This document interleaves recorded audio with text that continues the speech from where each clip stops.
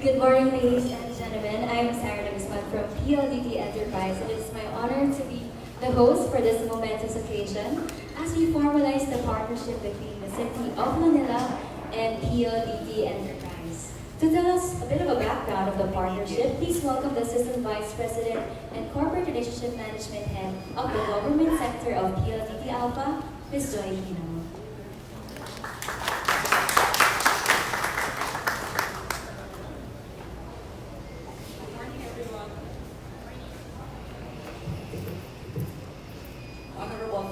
Isko Vice Mayor Manileños, City Admin Sir Felix Espiritu, Secretary to the Mayor Sir Bernardito Ang, Chairman and CEO PLDT Mr. Manuel Pangilinan, Chief Revenue Officer for PLDT and Smart Alpha Nilio,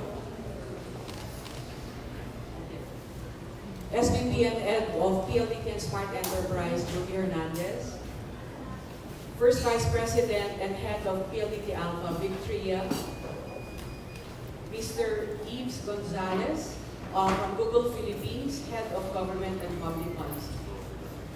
Our esteemed hosts from the City Government of Manila, my dearest colleagues, guests from media, a pleasant morning to all. Today marks a very important milestone in PLDT and Smart partnership with the City of Manila. And with Mayor Isko at the helm of the city's operations, we truly are excited to see how else we can support your government's initiatives. Connectivity has always been at the core of the PLDT group, and today we remain committed in further strengthening this as we roll out Google Station Smart Wi-Fi in high foot traffic areas around the city. Kasama po dun, sir, sa Google Wi-Fi, Manila City Hall, Hospital ng Maynila, Tondo Medical Center, Cap Andres Bonifacio Memorial Medical Center, Universidad de Manila, and the Museo Pambata. This is only, sir, the initial phase, and for the discussion, please talk about that. Our greater goal has always been to connect every Filipino wherever they are, and with this partnership, we are opening a multitude of opportunities for Manileños to stay in touch with their family and be more productive saan man sila. It is an honor for us to play a huge part in the city's digital transformation journey, and we look forward to seeing how else we can further support and enable you and the Manileños as you pivot into becoming a smart city. We thank you for trusting us. Magandang umaga and maraming salamat. Thank you very much, Ms. Joy Hino. And now to give us his message, please welcome the Chairman and CEO of PLDT and Smart, Mr. Manuel Pangilinan.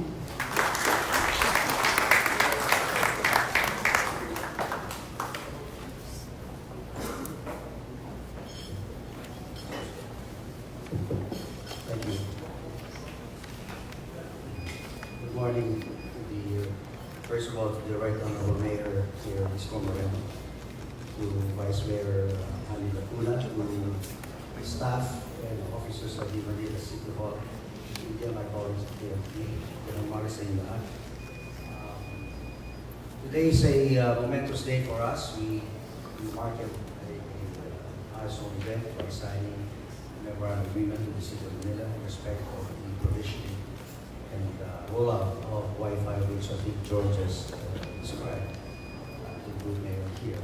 But I think more than that, we want to do a number of projects that the mayor has described to us this morning, I think when we met 3 weeks ago at PLT. So I just want to say that we are committed to supporting Mayor Moreno in his many efforts, not least of which is, for example, he mentioned that was right up the alley of PLT is the provisioning of CCTV cameras in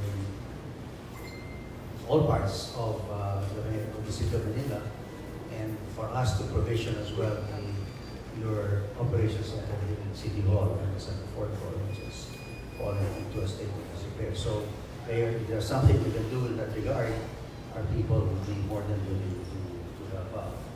You did say as well about your concern about, I think, juveniles fallen outside the ambit of the law. We have actually been an active supporter of juveniles in jail. We have been working with the other school, we believe with the sub. Brother Gus Boguer has built the first rehab center for juveniles in jail in Bacolod. We supported that, and we supported a bigger one in Manileños, the South Manileños, which is important that their space is beside the school so that the kids can continue to educate. So again, there are other things we can do for you and for the city, more than willing to do that. We're committed to building connectivity, providing the technical solutions, the digital solutions. That's why David is here to ask him to come over. So thank you so much. And one of the topics we talked about was whether we could find a space to relocate our headquarters in your good city. Yes.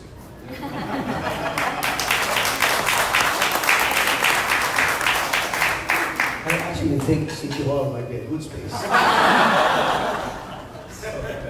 So maybe, the last thing I'm going to say is about your fountain. Okay, we'll do it. I'll get Metro Pacific to do it for you. Thank you. Thank you so much.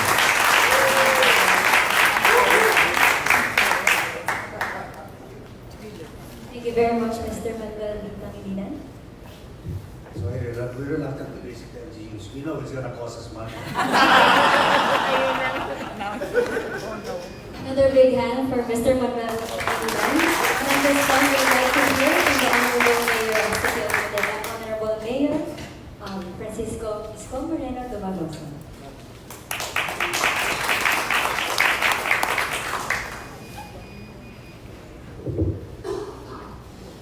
Maraming salamat. Dalaga ka pa. Sa una ako. Alay niya. Anyway, it's like to light up the atmosphere. We always wanted to give a certain level of vibrancy in Manila. And, because as you can remember, Manila, for so many occasions, or years and decades, masyado kami naging matigas. Machisel, macho, siga. But we, isang kasamahan ko sa mga kawani ng pamahalang lungsod. Gusto namin lagi nakangiti ang lungsod ng Maynila, the window of the country, smiling and receiving all the guests, investors, and all other things that will come to us with a big smile and colors. Ay pa paano siya ganun man lamang. Wala pang tos kasi yun. Ngiti-ngiti lang yun. Manuel B. Pangilinan, Chairman and CEO of PLDT and Smart. Al Panlilio, CRO PLDT and Smart. Jovi Hernandez, SVP and Head PLDT and Smart Enterprise. Mon Isberto, Public Affairs Head PLDT and Smart. To our City Administrator, Felix Espiritu, and Secretary to the Mayor, Bernardito Siam. And our beloved Vice Mayor, ninyo, talagang nagbabago na ang Maynila. Di ba sabi ko kanina, Manila matigas, chismis, siga, chauvinist, and the thing. When we created the concept in Ascenso Manileños, a local party, that all, it's like what, if I may borrow Abraham Lincoln's statement, all men are created equal. And it was proven now in Manila na nagbabago na rin ang mood. The first woman vice mayor of the city of Manila, Vice Mayor Manileños.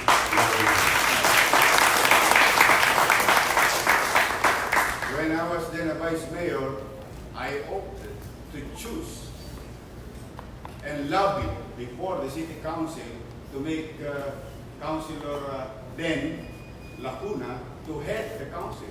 So she was also the first woman majority floor leader. Kaya siguro na dumating na ang panahon na ang mga tao rin ay nagbabago na rin ng panahon. So, and in advance, that's going to be June 24 of next year. Di awan Diyos, ito yung passing lang, no? Kasi may ginang nabisyon ko kayo. Kayo yung balugod namin iniimbitahan sa darating, di awan Diyos, pinakamalaking Pride March sa buong bansa sa pag-celebrate ng araw ng Maynila next year. So you are all invited. If you don't have any issues with preference, you are welcome to the city of Manila because we don't have one. So, kayo po ay malugot namin pinagpapauna. Inaanyayaan. So, muli ngayong umaga sa ating mga kababayan ay akin pong in behalf of the city and the people of Manila, maraming salamat Mr. Pangilinan. 10 ng iyong mga kasama sa iyong kumpanyang kinatanganan. Kayo'y nakatutuwa at tumugon sa aming panawagan. 10 ng aming mga kasama rin dito sa mga kawani ng city government na yung aming paghingi ng tulong. Kaya po, ngayong araw na ito, ikinalulugod namin sapagkat kanina, ang pinag-uusapan pa lang natin, internet pa lang, akalain mo nakagalit ako ng fountain.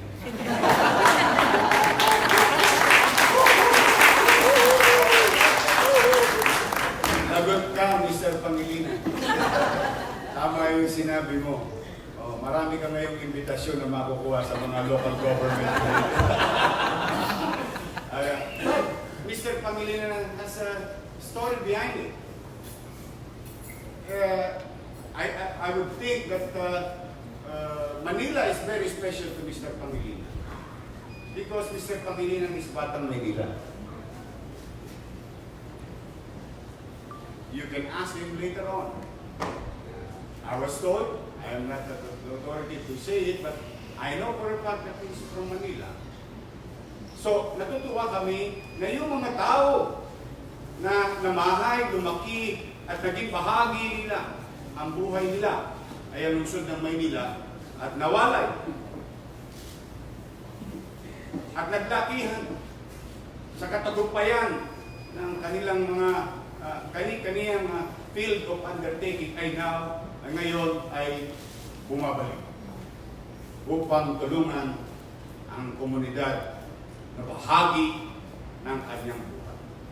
Sana marami pang Mr. Pangilinan sa top 500 ng Forbes magazine. Opo, sapagkat alam po ninyo, ang pulubi hindi nakakapamili. I know how it feels. Kaya any help will do. This is not for me. This is not for me. This is for the people of Manila. When we start giving back their roads, when we start giving back their parks, when we start giving back what they should have, the city of Manila for the past 30 days and 7 days of this year in our administration. So, kami po ay sana madalas-dalas. Daming coffee. Charlie, ha? You invite her. Sana po talaga sa ating pangibang mga manunood, kung hindi man kabigatan sa inyo, sana po tulungan niyo po talaga kami. Kailangan. No, ang maganda lang ngayon, Mr. Pangilinan, kung meron kami may pagmamalaki sa inyo na bilang isang mga bahagi ng negosyo sa ating bansa. Ang ating pong Pangulo ng bansa, nagsaad ng polisiya. Sabi, dapat yung mga business permit na yan. Ang panawagan ng Pangulo, that to apply the ease of doing business in all 1,600 plus local government units in the country. Awan ng Diyos, kay Atty. Paul, ang head ng licensing division of the City of Manila, and Director Levy Pacundo, came up with an idea. And we launched it, witnessed by Secretary Lopez, that if the President, for that matter, is asking at the very least 3 days, kailangan may permit na. Ang Manila po, dati last month, no, 2 months ago, dati 11 steps in 8 windows, ang Manila po, 3 steps in 1 window. Dati, kapag nag-apply ka ng business permit, ang Manila, 5 to 10 days. Minsan hindi ko makuha. Nag-operate ka lang, ang sabi ko nila, to follow. Now, Manila, we challenge each and every investors or businesses and entrepreneurs. Go back to Manila and test our capacity to the maximum.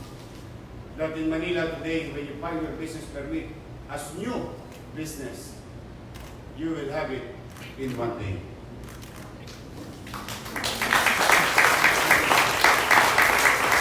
Yan ay isang kaparaanan sa pagtugon sa panawagan ng Pangulo ng Bansa.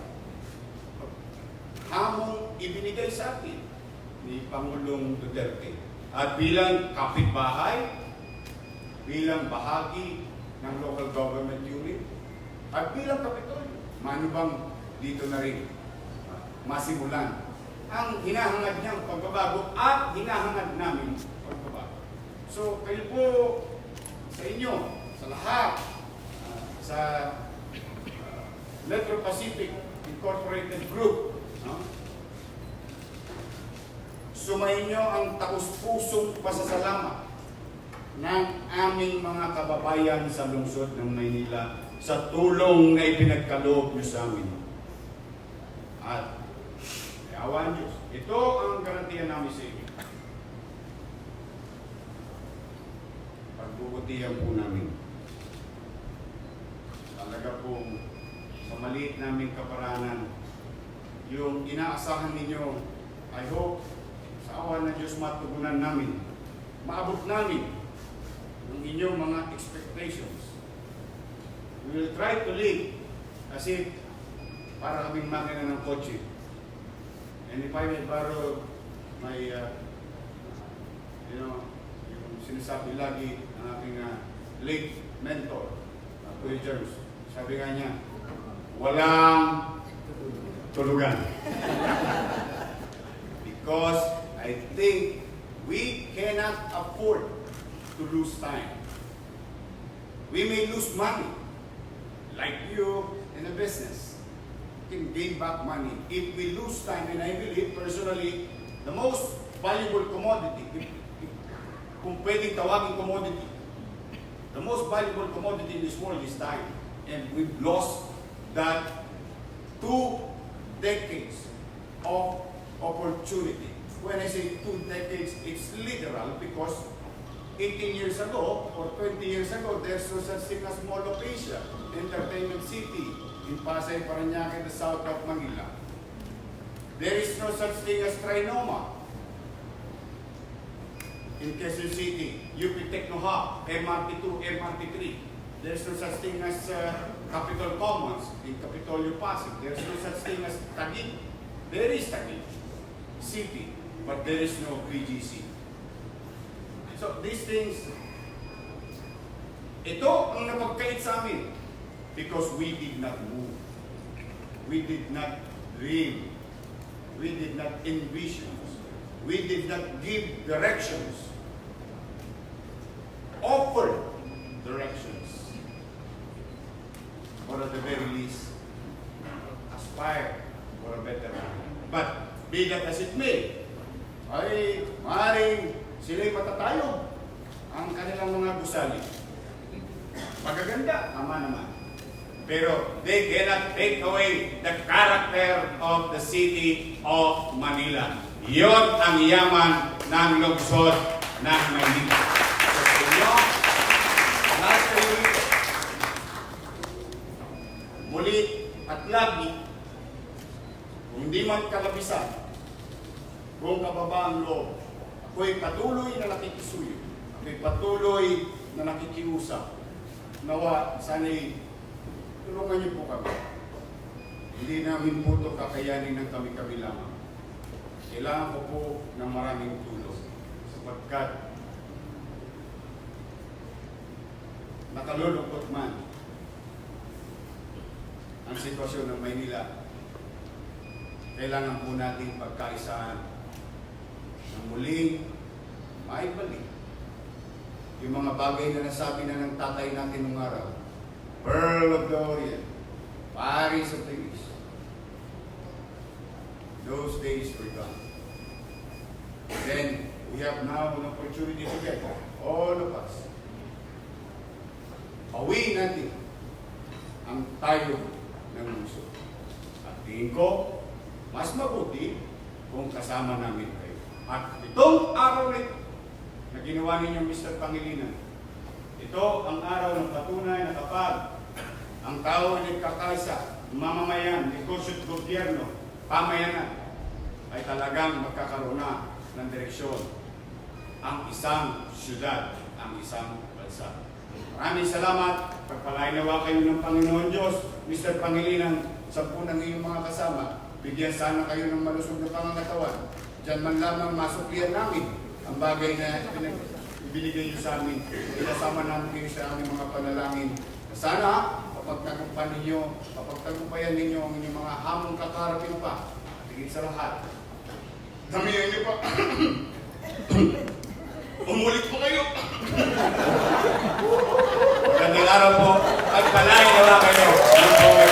Manila! God first!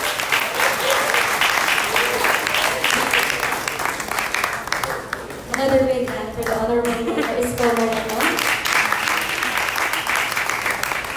And now to our signatories, we'll proceed to the official signing of the official contract. PLDT Enterprise in the City of Manila. Please affix your signature over your printed name.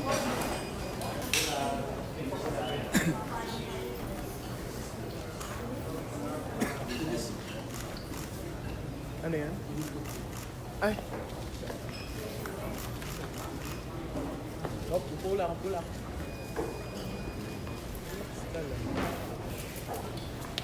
Tumbler sa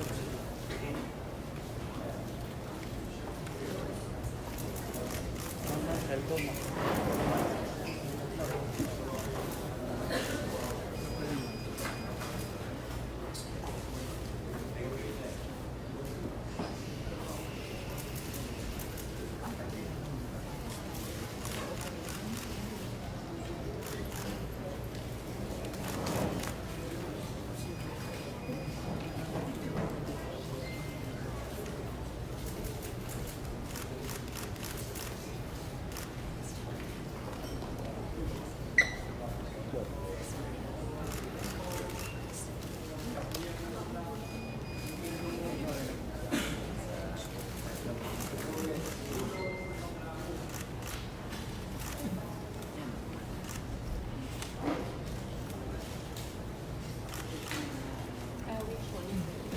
Our dear signatories, please hold on to your pens and smile at the camera.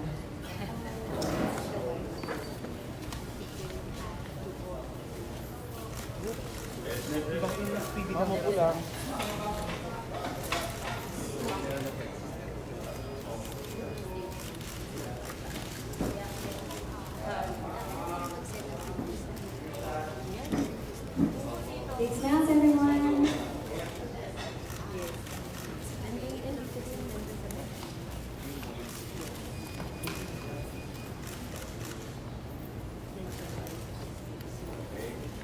point, we'd like to ask our signatories to please rise. Proceed in front of the table for the handshake seal.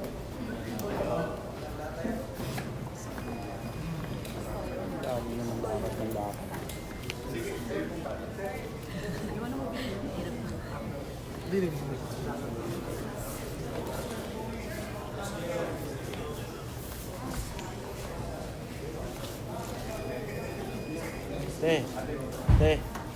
Ma'am, meron sa likod May camera sa likod. Yung mga nakigulo sa gitna.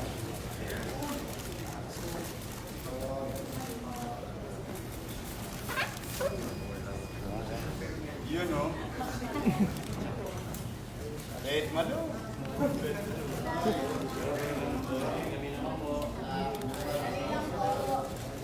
Big smiles, everyone!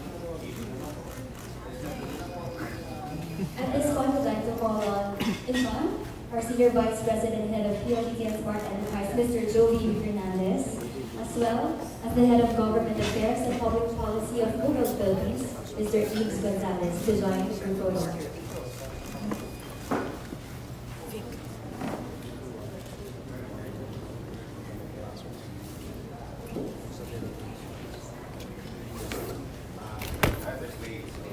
We'd also like to call on other key officials of the City of Manila, so executives from PLDT Enterprise, to join the group photo op.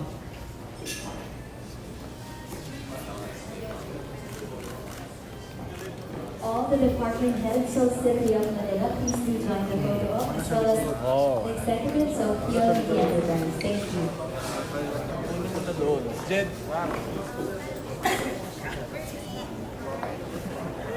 Jed.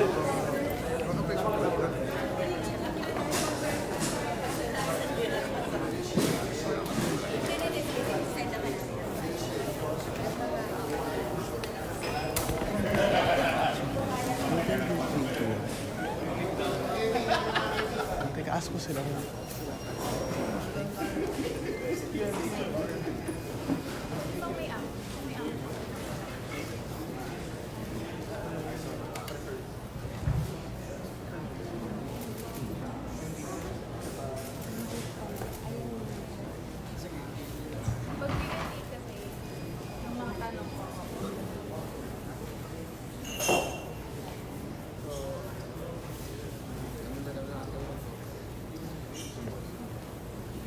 Alright, another big hand for the City of Manila and PLDT Enterprise, who are dear signatories. Please return to your seats.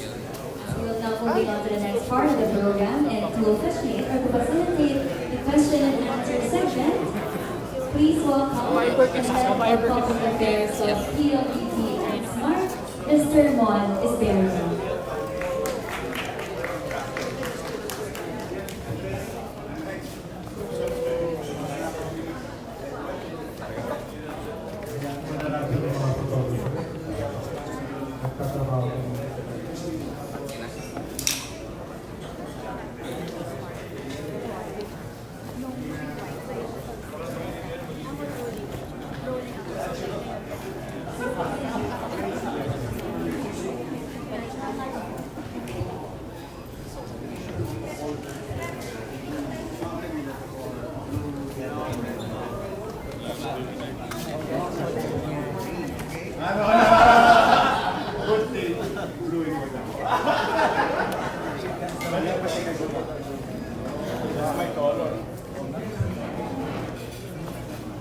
After that, press ka na tayo.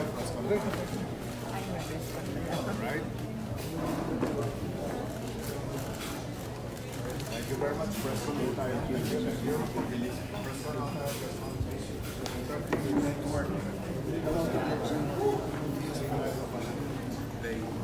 Also, you should take the alligator, because you put the white screws, you have to it's all digital.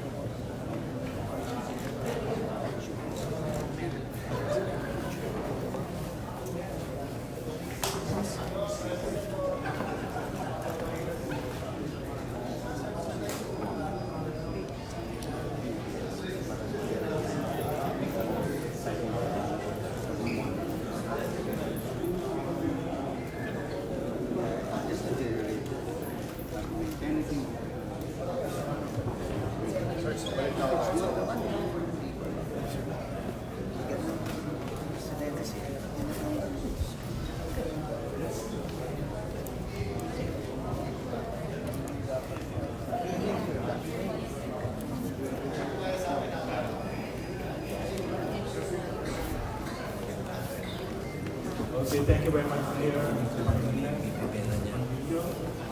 this point in time, good morning, everyone.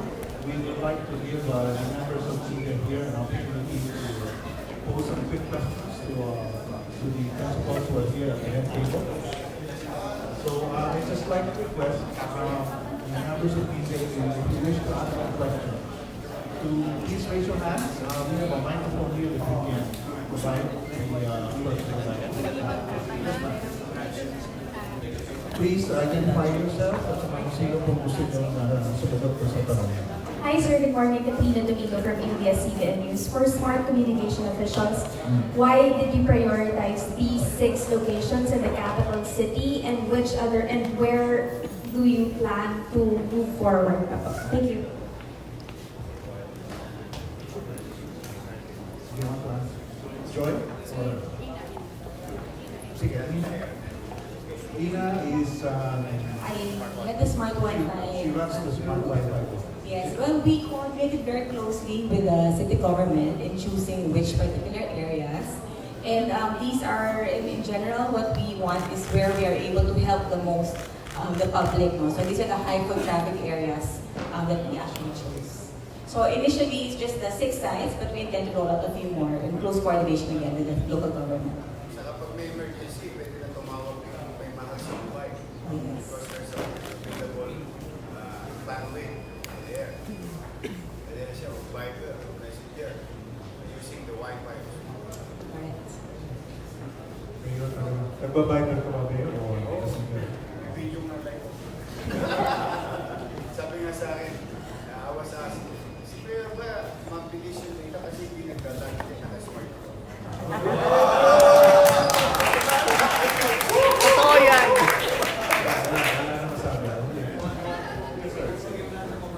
Yes, sir. Nakuha na namin. Next question, please. Yes. Yes, sir. Mayor, doesn't go for Manila Times.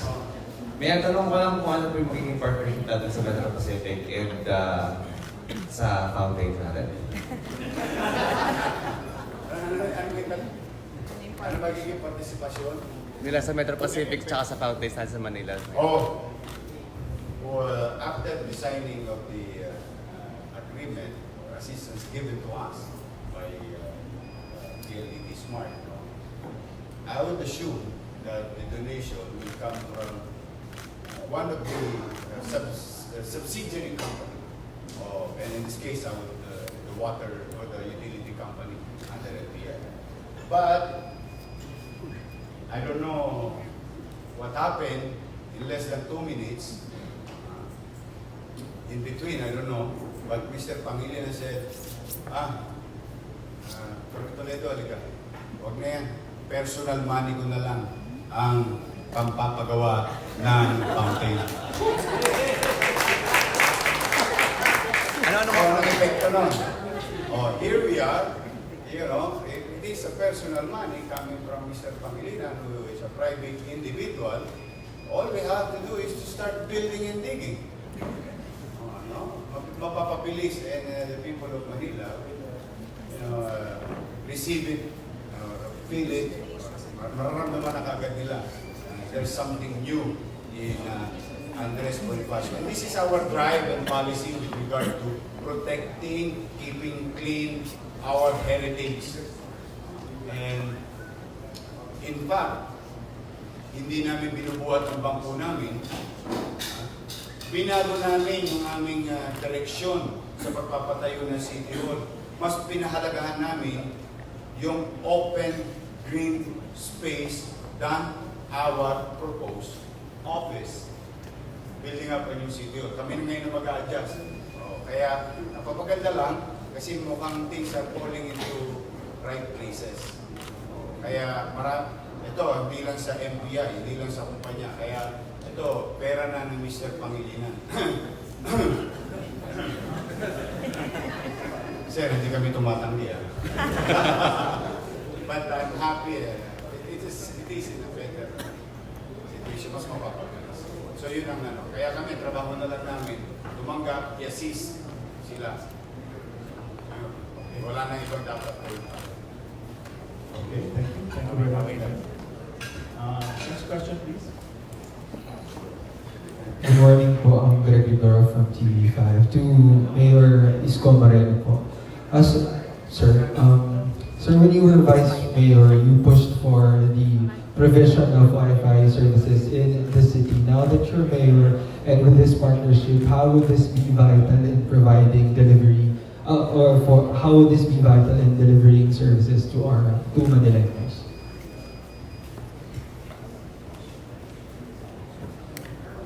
Thank you. Yes, it's true. It's one of my greatest dream that, coping up with highly urbanized cities also from the other countries. In Korea alone, I've been receiving in my meter, bandwidth meter, about 27 Mbps in the streets of Korea. At the time, that was like 4 or 5 years ago. And I think if they can do this, this is not a rocket science technology. So why not build it in Manila? And when I was given an opportunity, that small opportunity, we did that already. This concept of what's going to happen next in the city of Manila, may proof of concept na yan. In fact, after putting a Wi-Fi community in the likes of U-Belt in the south and U-Belt in the east, kasi we have two U-Belt, the south of Manila, west-south, and eastern part of the city towards Quezon City, the Mindiola, Moraita group. Doon namin nilagay yun. At ang naging epekto noon, yung naging epekto, if you adapt technology in governance, sumunod na, nakapagtayo kami ng cameras and CCTVs. Sumunod nun sana, yung emergency assistance program that government will run 24 hours a day with regard to certain services that can be made available 24 hours a day, and particularly the peace and order situation and healthcare assistance program. Yun na sana yan, tatagos na yun eh. Pagkayari nun, ito na, business na. Integration of any form of technology to give ease with regard to, for example, payment of taxes, transaction in governments, regulatory peace, and so on and so forth. So, yung backbone is the communication. Having that in place, intact, stable, long-term, wala na yan. Susunod na yan, magpipishbone ka na lang. Doktong ka lang ng doktong. And unlike in the old days, using copper, has a limited capacity. But fiber, which are now being utilized also in other countries, they are ahead of us by 20 years. And now, good that PLDT and SMART has these facilities. If can we or participate, private sector, government, I think the future of Manila will be unlimited with the help of this and technology. So, yun ang greatest dream.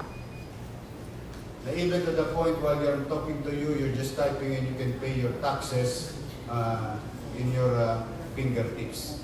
But I don't like 54,000 people will go here by January, and we're going to deal with 100 square meter at 54,000 at 8 hours a day, at 5 days a week, and you do your math in time and motion. I'm not a businessman, but they use it in business. Yung time and motion. Sige, kaya hindi magtataka na kung bakit 2 buwan na hindi pa tapos si Pedro, kakapagbabayad na lang na buwis. And it's gonna cost us money. Why? There will be 54,000 at the very least, about 10%. That's 5,000 cars. Will pass through this corner of the city. will add pollution and so on and so forth, traffic and so on and so forth. So I don't like them. It's not I don't like them. I don't like them or naabala sila. Bakit? May teknolohiya. Ba't hindi adapt? Kasi, you know, mas masarap yata tira ballpen. Ang tawag namin doon sa kali, bola de cubeta. Doon kasi nagkakadisgrasyaan. But with technology being adopted in governance, you limit the possibility of discretion. And in discretion, if I remember my professor, Professor Howitz told me that you can never solve corruption, and we were shocked. But sabi niya, may katutong niya, sabi niya, but if you adopt technology and you limit discretion, naturally, corruption will die. So, solving corruption without lifting a finger by adapting to technologies. So, yan ang dream, goal, or direction ng City of Manila. May awa Diyos, sana. Anyway, all we have to do is dream. So, bisa. But, you know, yun yan, nabanggit ko na kanina, BOSS was implemented, business one-stop shop. And ARTA law are being implemented, followed in the city government of Manila. Ease of doing business being implemented in the city of Manila. So, magkaano na yan? Naturally. May awa ang Diyos. So, malaking bagay. Napakalaki. To cut the long story short, malaking bagay kapag ito ay in place na sa Maynila. Unlimited na yung possibilities. Thank you again, Mayor. Questions, please? Are there more questions? Good morning, Zian Ambrosio from ABS-CBN. Mayor, aside dun sa 6 na lugar na nabanggit ninyo, ano po yung next target ninyo na mga lugar? Meron pa po ba?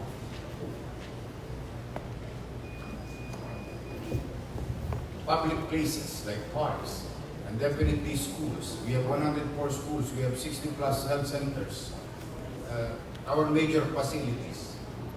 So there's a reason behind it. There's foot traffic. And especially itong sa podli natin.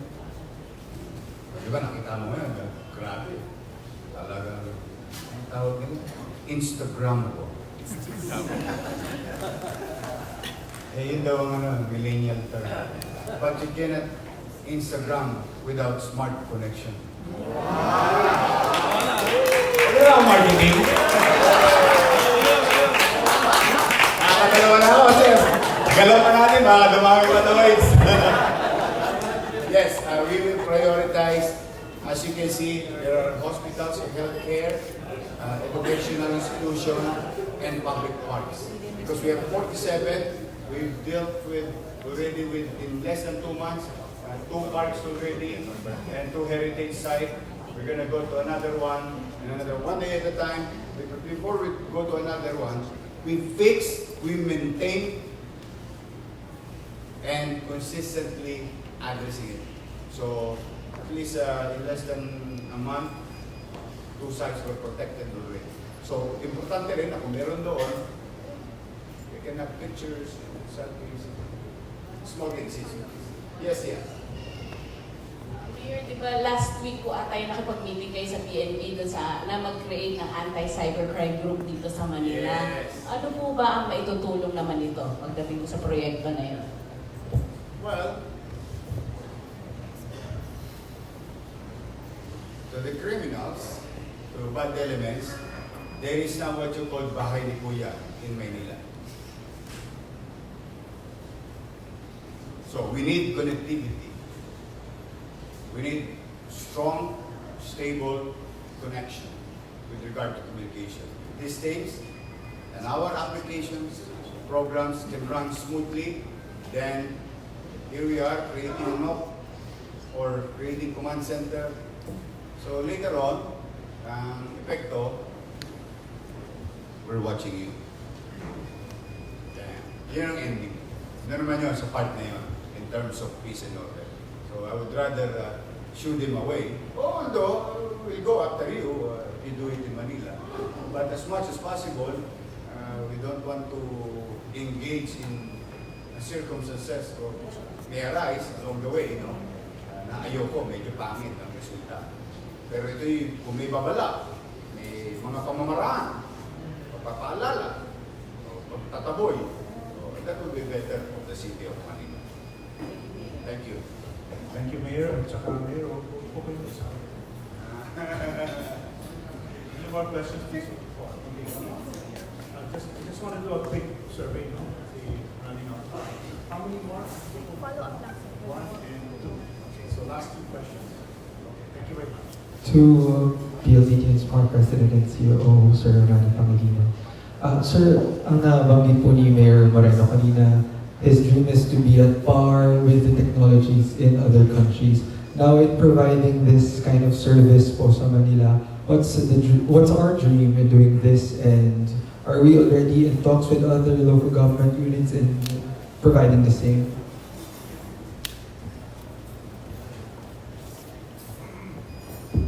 Thank you for your question. The answer is yes.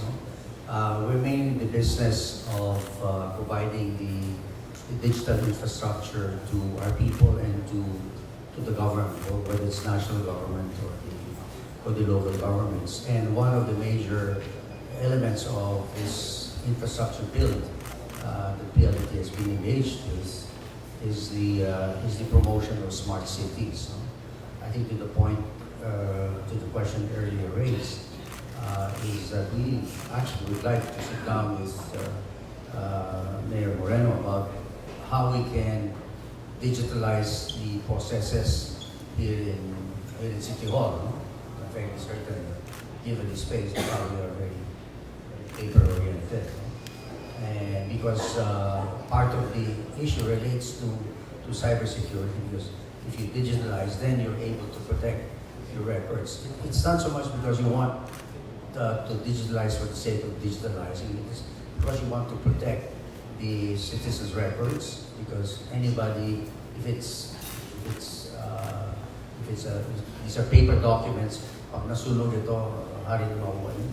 Hindi naman mangyari, pero pag nasunog, kung may nangyari sa papeles, mawawala yun. So, if you digitalize and then protects the citizens' records, your tax records, everything else that relates to revenue on the revenue side, and to the identity of your citizens. I think that's very important to any city administration. So we'd like to do that and build the relevant infrastructure connectivity that the government, the city of Manila needs, and of course the people of Manila need. I think Mr. Panlilio wants to add a few words. Hi, good morning. No, just wanted to add to the points of MVP.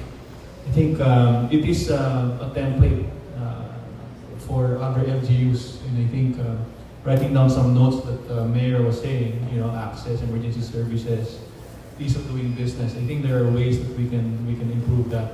On top of that, if you do have a smart city to the definition of MVP, and you do need infrastructure to do that, you can also monitor security through CCTV, traffic management. A lot of this is already capable, is already available. No? You can even look into smart street lighting.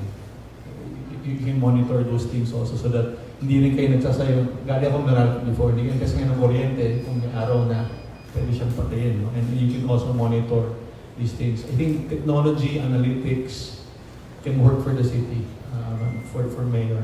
And again, I was telling the team, this is really a template for other LGUs to follow and really give solutions, not only for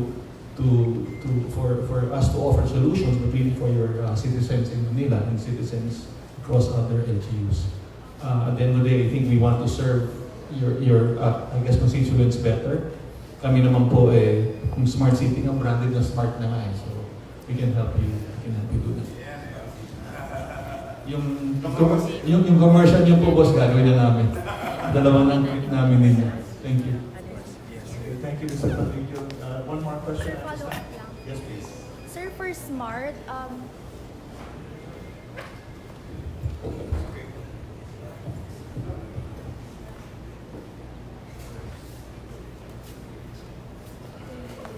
Sir, for Smart, Google expanded its Wi-Fi stations around 400 units last month. By how many more do you intend to add in the following months, and what's the timeline? In Manila and in other parts of the Philippines. I think Ina will have to answer that. Okay, thank you for the question. Currently, Google Station is in over 400 sites already, 400 hotspots, and our plan is to almost double it to about 800 by Q3. So, but that's nationwide, so that covers other areas. In Manila? In Manila, I don't have the actual figures. I can get back to you the specifics. But we already have a lot of sites in Manila, so I will just get back to you on the details. Okay, including the port area is covered. Thank you. Okay, is last chance for any more questions? Okay, in that case, thank you very much. Let's please give a hand to our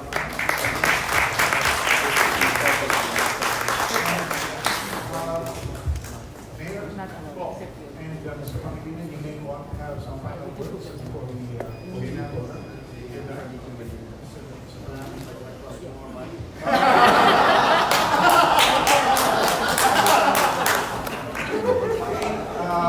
In that case, boss, then we close the program.